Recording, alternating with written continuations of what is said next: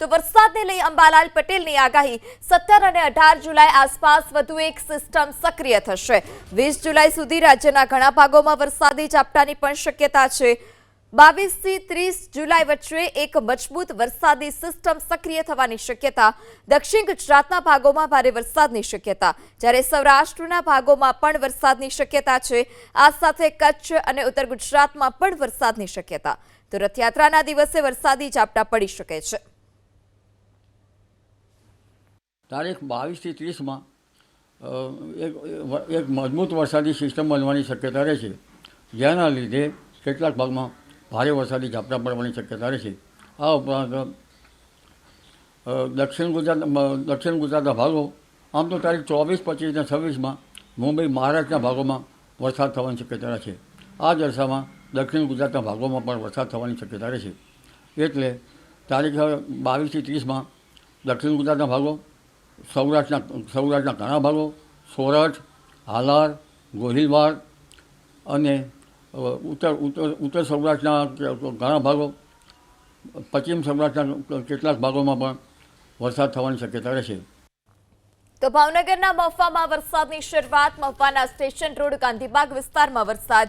મહુવાના સ્વામિનારાયણ મંદિર સહિતના અલગ અલગ વિસ્તારમાં પણ વરસાદી ઝાપટા જોવા મળ્યા છે। ત્યારે હવામાન વિભાગની આગાહીને પગલે વાતાવરણમાં પલટો। મહુવાના સ્ટેશન રોડ ગાંધીબાગ સહિતના વિસ્તારમાં વરસાદ। વહેલી સવારથી જ વાદળછાયું વાતાવરણ અને બપોરના સમયે ફરી એક વખત મેઘરાજાની એન્ટ્રી જોવા મળી। આગળ વાત વલસાડની। વલસાડ જિલ્લામાં પણ વરસાદી માહોલ। વાપીમાં વાદળછાયું વાતાવરણ બાદ વરસાદી ઝાપટા પણ જોવા મળ્યા। એક સપ્તાહના વિરામ બાદ વાપીમાં ફરી એક વખત મેઘરાજાની ધમાકેદાર એન્ટ્રી જોવા મળી છે। વહેલી સવારથી જ વાદળછાયું વાતાવરણ જોવા મળ્યું વાપી વલસાડમાં, અને એક સપ્તાહના વિરામ બાદ ભારે પવન સાથે ધોધમાર વરસાદ। તો આ તરફ વલસાડ જિલ્લાના પારડીમાં ધોધમાર વરસાદ। થોડા દિવસના વિરામ બાદ ફરી એક વખત વરસાદ વરસ્યો।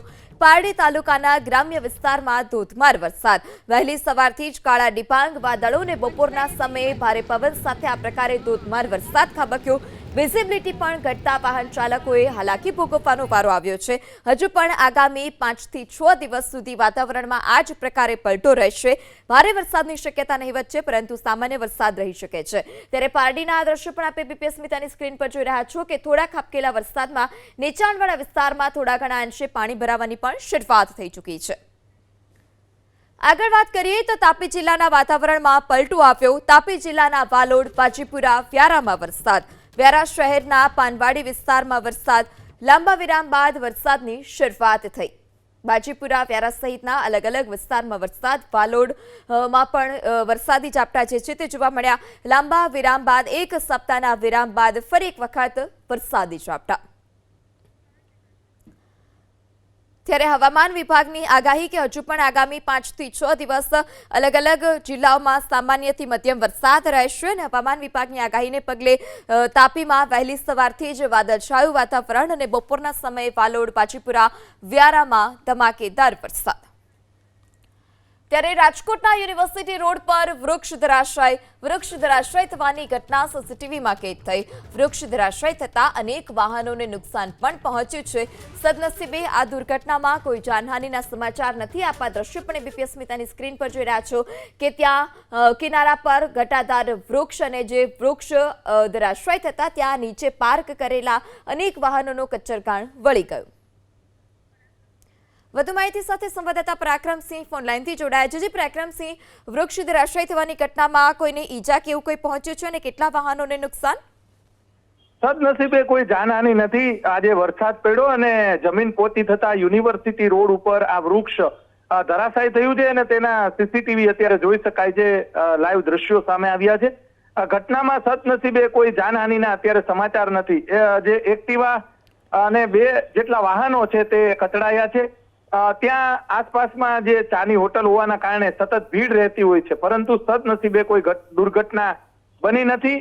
અને દર વર્ષે રાજકોટની અંદર જ્યારે વરસાદ પડે ત્યારે આ રીતે 2 થી 3 વૃક્ષો પડતા હોય છે। આજે પણ આ વરસાદ પડ્યો, થોડો વરસાદ હતો અને આ વૃક્ષ પડવાની ઘટના સામે આવી છે। સમગ્ર બનાવને લઈને તાત્કાલિક ફાયર વિભાગના જે કર્મચારીઓ છે તેમના દ્વારા વૃક્ષને હટાવવામાં આવ્યું છે। સદનસીબે અત્યાર સુધીમાં કોઈ જાનહાનિના સમાચાર નથી. જી પરાક્રમસિંહ, માહિતી બદલ આભાર. આગળ વાત કરીએ તો વડોદરાના શિનોર અને ડભોઈ પંથકમાં વરસાદ. ડભોઈના ટાવર બજાર, ઝાલોરા વાગા, જૈન વાગા સહિતના વિસ્તારમાં વરસાદ. ડભોઈના શિનોર રોડ, લાઠી બજાર સહિતના વિસ્તારમાં વરસાદ. તિલકવાડા રોડ, સિદ્ધપુર, ધરમપુરી, વડજ સહિતના ગામોમાં પણ વરસાદી ઝાપટા જોવા મળ્યા. ત્યારે ટાવર બજાર, ઝાલોર વાગા, જૈન વાગા સહિતના વિસ્તારમાં ધોધમાર વરસાદ જોવા મળ્યો. આગળ વાત અમરેલીની કે જ્યાં વડિયા પંથકમાં પણ ધીમી ધારે વરસાદની શરૂઆત. વડિયા શહેર અને ગ્રામ્ય વિસ્તારમાં વરસાદ. એક સપ્તાહના લાંબા વિરામ બાદ ફરી એક વખત અમરેલીમાં વરસાદ જોવા મળ્યો. અલગ અલગ વિસ્તારમાં ક્યાંક ધોધમાર તો ક્યાંક ધીમી ધારે વરસાદ જોવા મળ્યો. સપ્તાહના વિરામ બાદ ફરી એક વખત મેઘરાજાની ધમાકેદાર એન્ટ્રીને પગલે ખેડૂતોમાં પણ ખુશી જોવા મળી. આગળ વાત મોરબીની. મોરબી શહેરમાં ફરી એક વખત મેઘરાજાની એન્ટ્રી. મોરબીના સામાકાંઠી, ઉમિયા સર્કલ સહિતના વિસ્તારમાં વરસાદ. મોરબીના દલવાડી સર્કલ, અવની ચોક સહિતના વિસ્તારમાં પણ વરસાદ જોવા મળ્યો. તો આ તરફ હળવદ શહેરમાં પણ ધીમી ધારે વરસાદની શરૂઆત થઈ છે.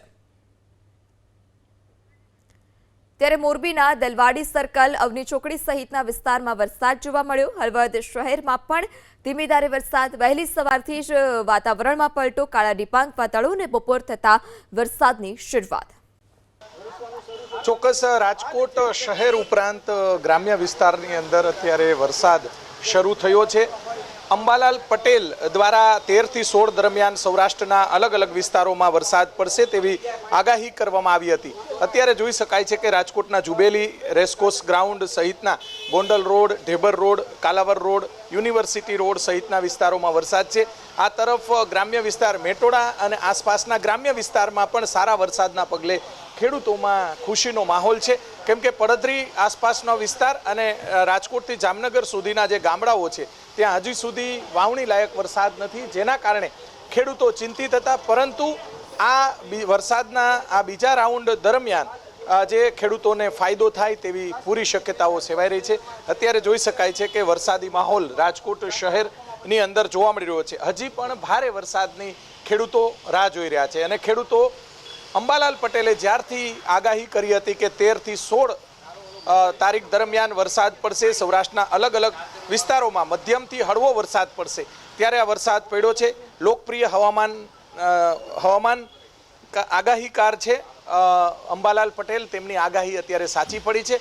જે રીતે તેમનો વિરોધ કરવામાં આવ્યો હતો, તેમને કેસ કરવાની વાત પણ જયંત પંડ્યા છે તેમના દ્વારા કરવામાં આવી હતી. બીજી તરફ આ જોઈ શકાય છે કે જીવતો જાગતો પુરાવો અને વરસાદની શરૂઆત જે રાજકોટ સહિત સૌરાષ્ટ્રના અલગ અલગ વિસ્તારોમાં સવારથી વાદળછાયું વાતાવરણ છે અને હજી આગામી 2 દિવસ દરમિયાન સૌરાષ્ટ્રના અલગ અલગ વિસ્તારોમાં સારો વરસાદ થાય તેવા સંજોગો છે. હવામાન વિભાગની પણ આગાહી હતી અને સાથે સાથે અંબાલાલ પટેલ છે તેમની પણ આગાહીના પગલે ખેડૂતોમાં ક્યાંક ને ક્યાંક ખુશીનો માહોલ જોવા મળી રહ્યો છે. જી પરાક્રમ, આભાર આ જાણકારી આપવા માટે. જૂનાગઢ, ગીર સોમનાથ અને દ્વારકામાં પણ આજે સવારથી જ વરસાદ વરસી રહ્યો છે. ક્યાંક ધીમી ધારે તો ક્યાંક જોરદાર વરસાદી ઝાપટું વરસ્યું. હજી સારો વરસાદ વરસવાનો આશા ખેડૂતોને છે.